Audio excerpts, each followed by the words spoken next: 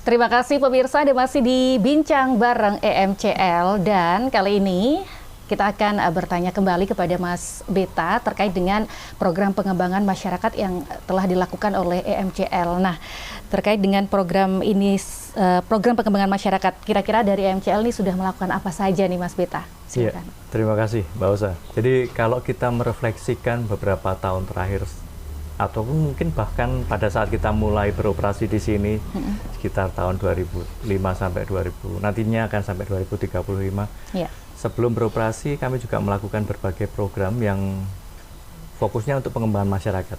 Oke. Dan itu kami berfokus pada 3 pilar, pendidikan, kesehatan, dan pengembangan ekonomi. Dan kalau misalnya kita ketahui bersama, misalnya kita jalan-jalan ke berbagai wilayah di Bojonegoro, itu kelihatan mungkin ada pendidikan anak usia dini, namanya Semai Benih Bangsa. Nah, itulah yang kami inisiasi. Hingga saat ini mungkin ada sekitar 90-an sekolah itu di Bojonegoro dan Blora dan Tuban juga. Dan itu sampai sekarang masih eksis. Kenapa demikian? Karena memang itu menyentuh pada kebutuhan masyarakat dan memang dibutuhkan untuk pendidikan anak usia dini, pendidikan karakter dimulai sejak dini. Itu pada bidang pendidikan. Selain itu kami juga punya pusat belajar guru, dan itu memang ada di Bojonegoro dan Tuban, dan di situ kami juga melakukan peningkatan kompetensi bagi guru bersama-sama dengan pemerintah khususnya. Karena apa? Karena kami menyadari bahwa sampai kapanpun kualitas pendidikan itu harus terus bertumbuh. Jangan pernah beranggapan bahwa pendidikan itu sudah selesai kualitasnya. Menumbuhkan pendidikan, kualitas pendidikan tidak terlepas dari peran guru. Sehingga apa yang kita bisa lakukan adalah meningkatkan kualitas pendidikan melalui guru tersebut supaya benefit yang diterima oleh masyarakat, khususnya anak didik, semakin banyak. Itu yang berkaitan dengan pendidikan. Kemudian yang kesehatan. Pada bidang kesehatan kami mengembangkan puskesmas Gayam juga ya. Kemudian kami juga ada program-program kesehatan untuk yang mengadres isu terkait misalnya bagaimana anak balita itu bisa bertumbuh dengan sehat dan sesuai dengan standarnya. Jadi jangan sampai kurang ataupun lebih dan sebagainya, tapi bisa pas gitu ya. Makanya kami punya beberapa program untuk peningkatan posyandu, dan kami mendukung posyandu pemerintah yang dilakukan di masing-masing pos-pos gitu dengan meja konsultasi, kami mendukung mereka. Jadi intinya kami tidak mengambil alih peran pemerintah, tetapi kami memberikan tambahan, kami berkontribusi terhadap apa yang dilakukan oleh pemerintah. Terus kami juga mempunyai program dan kami juga bekerja sama dengan beberapa instansi, khususnya misalnya BPBD, bagaimana untuk penanggulangan kebencanaan dan sebagainya, itu juga menjadi bagian dari program kami. Nah, untuk pada program pengembangan ekonomi, seperti tadi sampaikan dan kita diskusikan pada siang hari ini, terkait sekolah lapangan pertanian, ini ada salah satunya. Output kami, bagaimana membuat petani itu mandiri.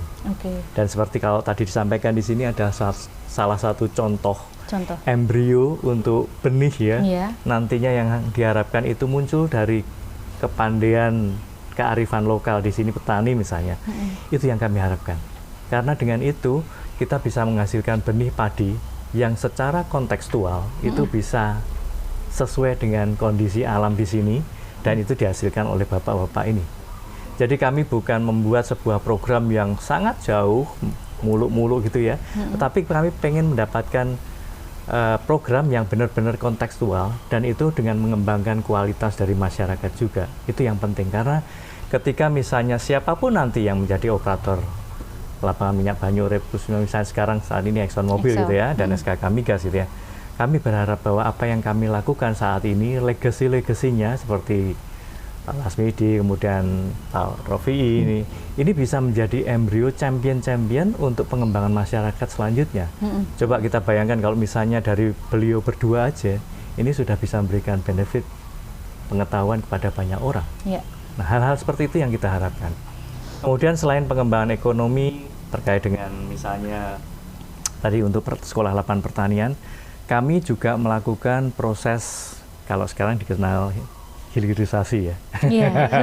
Hilirisasi. Nah, kami juga melakukan itu. Petani memproduksi beras, kemudian kami juga melakukan bagaimana memastikan pemasarannya. Sehingga kami juga punya Koperasi Produsen Agribisnis, KPA, dan itu juga tepatnya di sekitar area operasi kami, dan produknya itu sudah sertifikasi oleh salah satu lembaga sertifikat yang internasional. Ya. Sehingga produk beras yang kami hasilkan itu juga kami konsumsi. Catering di ExxonMobil itu menggunakan produk tersebut. Jadi ini yang kami pastikan bahwa apa yang kami lakukan di masyarakat, produknya juga harus halal yang jelas, kemudian ramah lingkungan, mengurangi pestisida kimia, kemudian mengurangi unsur-unsur kimia, dan kami melakukan itu dengan sertifikasi sehingga itu bisa dikonsumsi di kami sendiri.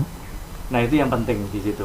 Yang lainnya kami juga punya beberapa program, misalnya infrastruktur publik dan lain sebagainya, dan itu saya rasa juga tidak bisa terjadi kalau tidak ada kolaborasi dengan pemerintah.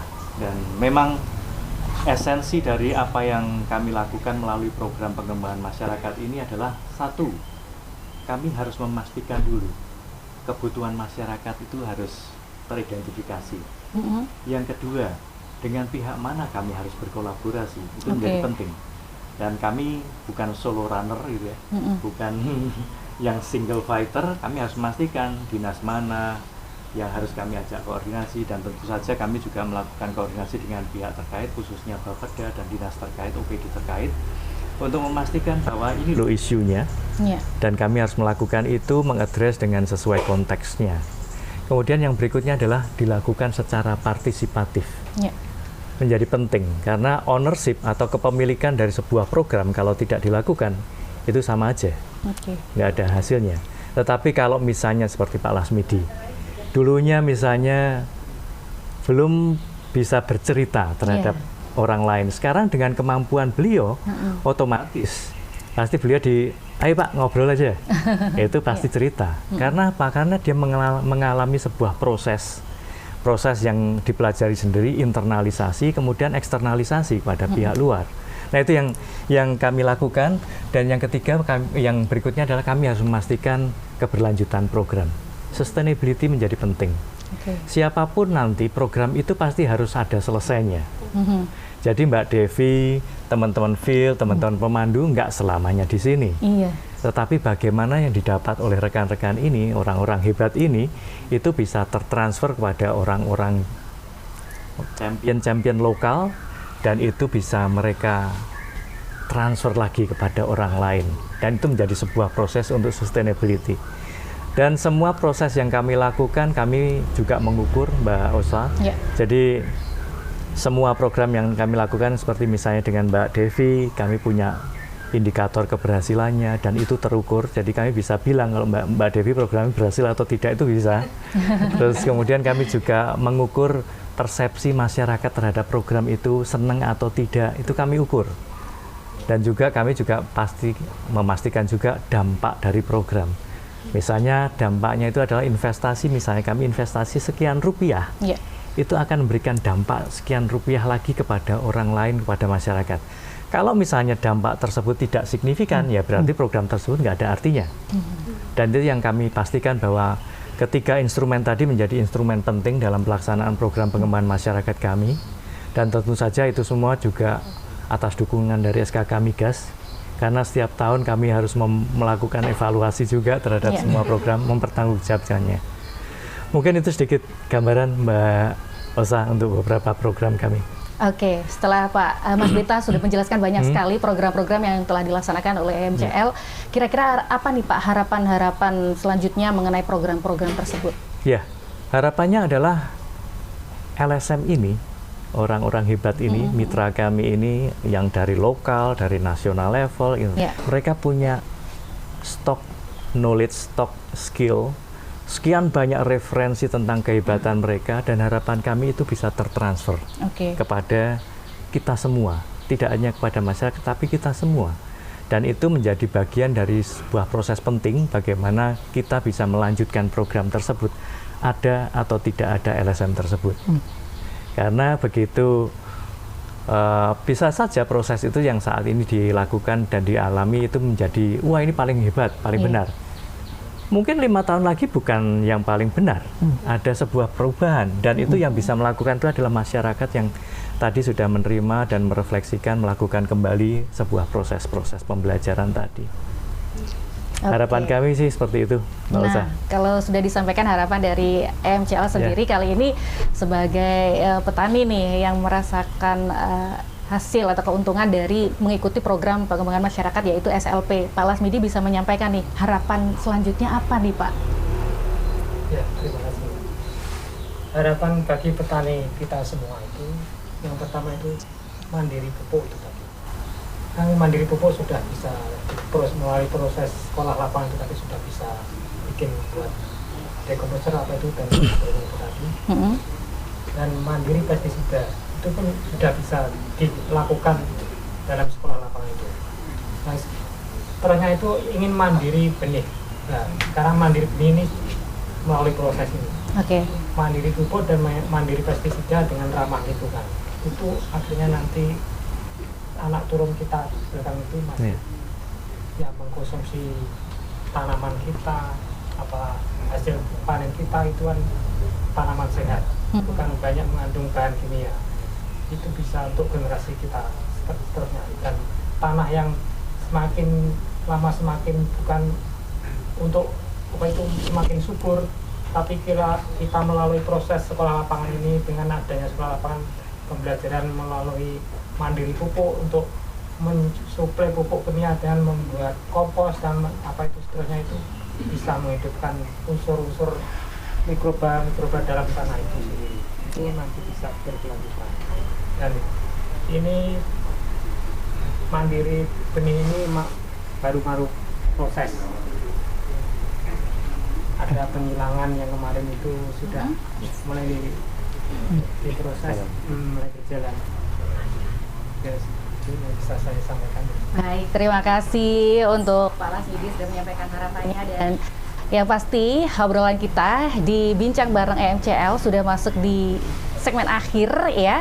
Dan seperti kita ketahui bersama pemirsa dan juga seluruh pendengar radio yang tergabung di jaringan Forum Radio Bojonegoro, bahwasanya di Bincang Bareng EMCL kali ini kita sudah membahas banyak sekali mengenai bagaimana keberadaan Exxon Mobil Cepu Limited EMCL di Kabupaten Bojonegoro yang sudah banyak ya memberikan kontribusi khususnya kepada masyarakat ini terkait dengan pelaksanaan program pengembangan masyarakat yang salah satunya adalah dari Sekolah Lapangan Pertanian yang merupakan sinergi luar biasa antara Yayasan Daun Bendera Nusantara ya, bersama dengan para pemandu, bersama dengan para petani, dan semoga manfaat serta keuntungan yang didapat selama ini bisa berlanjut terus Pak ya. Amin, amin, amin. Dan pastinya sukses terus untuk EMCL, sukses untuk Yayasan Daun Bendera Nusantara.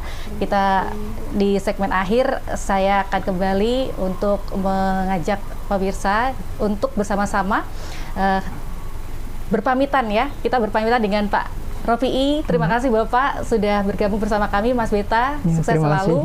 Nanti kita bisa ngobrol banyak di Bincang Bareng MCL di episode berikutnya ya. Oke, sukses selalu Mbak Devi juga. Terima kasih Pak Lasmidi, semangat Bapak. Terima kasih.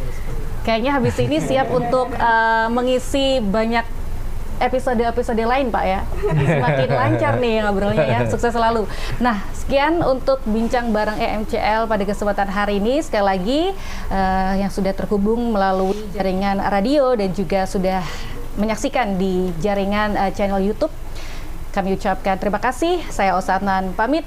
Sampai jumpa di Bincang Bareng EMCL episode berikutnya. Wassalamualaikum warahmatullahi wabarakatuh. Waalaikumsalam warahmatullahi wabarakatuh.